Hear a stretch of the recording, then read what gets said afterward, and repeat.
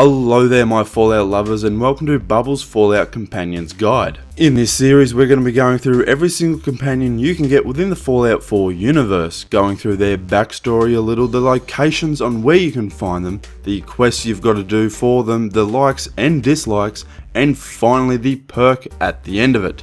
So let's get straight into it. Let's go, boy.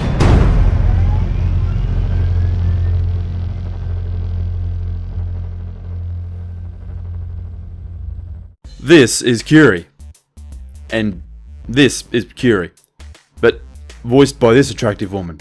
Her name's not Curie though. Wait, that can't be right, hold on. No, that's right. Okay, let me explain. Curie is voiced by the lovely Sophie Cortina, but Curie actually stands for Contagions Vulnerability Robotic Infirmary Engineer. But we'll just call her Curie. Right children, sit down, story time. We first meet Curie after doing a few missions once we arrive at Vault 81. While there we end up discovering a hidden area of Vault 81 in which a few scientists were working on the experiment that they were going to release on the Vault dwellers. Unfortunately, by the time we arrive, all the scientists have been dead for many years. But the only person left is a Mr. Handybot by the name Curie. You end up releasing Curie from the room she's been trapped in for close to 200 years. After heading back into the other area of Vault 81 and completing the mission, Curie wants to speak to you. She asks if she can accompany you around the wasteland to study what's been happening after the war, and to find out the other men of science. Of course you agree to this, and from then on she's your companion. You may think she'll be just like Codsworth, and to some degree you're right. Codsworth has a flamethrower and bonesaw as his weapons, but Curie has a laser rifle and bonesaw as her weapons instead. There's not really much that Curie likes and dislikes, and it doesn't take long at all for Curie to activate the first and only quest of hers called Emergent Behavior. This is a pretty simple mission and doesn't involve much at all. All you have to do is go to the memory den in Good Neighbor and talk to Dr. Amari. From there, Dr. Amari will inform you that it is possible for Curie's mind to be placed inside of a synth.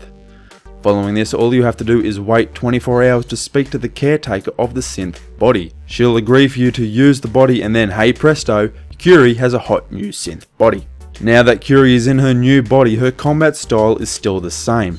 She still uses a laser rifle when needed, but has a habit of picking up almost every weapon you come across. So if you're planning on wanting her to use a particular weapon, I wouldn't bother trying. At the time of making this video, I had Curie with me, and I don't think I've ever seen her use the same weapon twice. Once you've maxed out your relationship with Curie, you end up with the perk Combat Medic.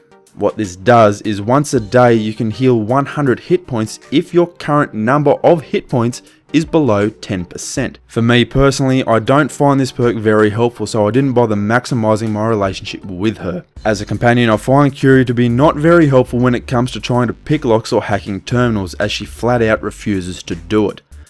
The only useful thing I've found out about Curie is that every now and then she may give you a stim pack or two. In regards to combat, she's definitely not the best when it comes to unarmed, melee or long ranged attacks. But saying that, she's definitely not the worst either.